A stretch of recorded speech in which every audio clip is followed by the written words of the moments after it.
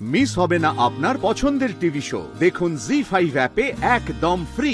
আমি মনে করি এই বিয়েটা হয়েছে, এই বিয়েটা আমি মানি ম্যাডাম, তাই আমি ঘর থেকে কোথাও বেরোবো না। আমি এই ঘরেই থাকবো, অন্য কারোর অন্যায় আবদার আমি মেনেও নেব না। এটা কি হচ্ছে নাকি? মানে প্লিজ তোমরা থামবে প্লিজ। একদম চুপ করো নি, তুই এর মধ্যে একটাও কথা বলবি না।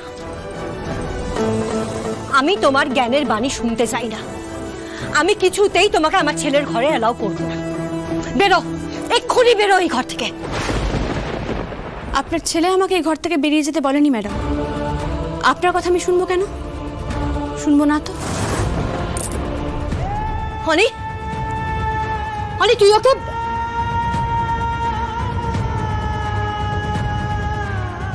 অবশ্য ও তো আগে থেকে তোর মাথা খেয়ে রেখে দিয়েছে। তোর বোধ বুদ্ধি তো কবেই লোপ পেয়েছে। শোন হনি, তুই কি বলিস না বলিস তাতে আমার কিচ্ছু এসে যায় না। এই মুহূর্তে তুমি এখান থেকে বেরিয়ে যাবে শ্যামলী।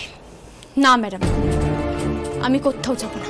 আমি তোমাকে শেষবারের মতো বলছি শ্যামলী, তুমি এক্ষুনি বেরোবে অনির ঘর থেকে। আমিও আপনাকে শেষবারের মতো বলছি ম্যাডাম, এই ঘর থেকে আমি কোথাও বেরোবো না। আর তুমি যদি এই ঘর থেকে না বেরো না শ্যামলী, আমিও এই ঘর থেকে বেরোবো না। বেশ, আপনি আমাকে জোর করে আমার স্বামীর ঘর থেকে আমাকে বের করে দেবেন, তাই তো? বেরোবো না তো, তাই এই আমি এখানেই বসলাম। আমি এখানেই বসে থাকবো, এখানে বসে আমি আমরণ অনশন করবো। দেখি এখানে কে যেতে, স্যারের স্ত্রী না স্যারের মা।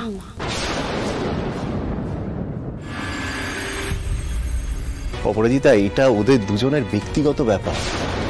বাবা মা হয়ে আমরা কি এর ভেতরে কথা বলতে পারি? সেটা কি উচিত? বড় মামা, কেন উচিত হবে না? নিশ্চয়ই কথা বলতে পারো। তুমি তো জানো শ্যামলী কতটা ডেঞ্জারাস আর ম্যানিপুলেটিভ একটা মেয়ে। ও ডেফিনেটলি দাদা ভাইকে ব্ল্যাকমেল করছে, কোনো একটা শর্ত দিয়েছে, এবং সেই শর্তর কারণেই দাদা ভাই সামহাও শ্যামলীকে এই ঘরে থাকার পারমিশন দিয়েছে। বেশ করেছো, ঠিক করেছো শ্যামলী। স্বামীর ঘর থেকে স্ত্রীকে বের করে দেওয়াটা মোটেই ভালো ব্যাপার নয় বড় বৌমা। কাকিমা একদম ঠিক কথা বলেছে। এইরকম একটা লজ্জাজনক পরিস্থিতির মধ্যে এসব কথা শুনতে আমার ভাল লাগছে না, আমার সম্মানে লাগছে। অপরাজিতা, তুমি নিজেকে আর কতটা ছোট করবে বলো তো, কতটা নিচে নামাবে? আর তাছাড়া ওদের মধ্যেকার ব্যাপার ওদেরকে মিটিয়ে নিতে দাও। আচ্ছা, তোমার ছেলের ওপর তোমার তো বিশ্বাস আছে, তাহলে প্লিজ এখান থেকে চলো প্লিজ।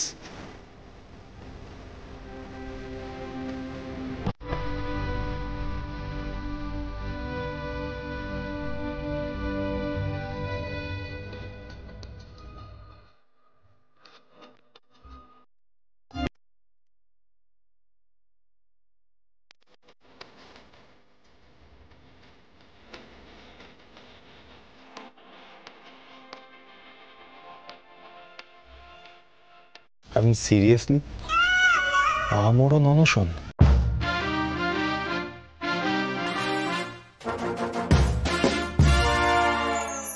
জি5 ডাউনলোড করুন আর সব এপিসোড দেখুন একদম ফ্রি।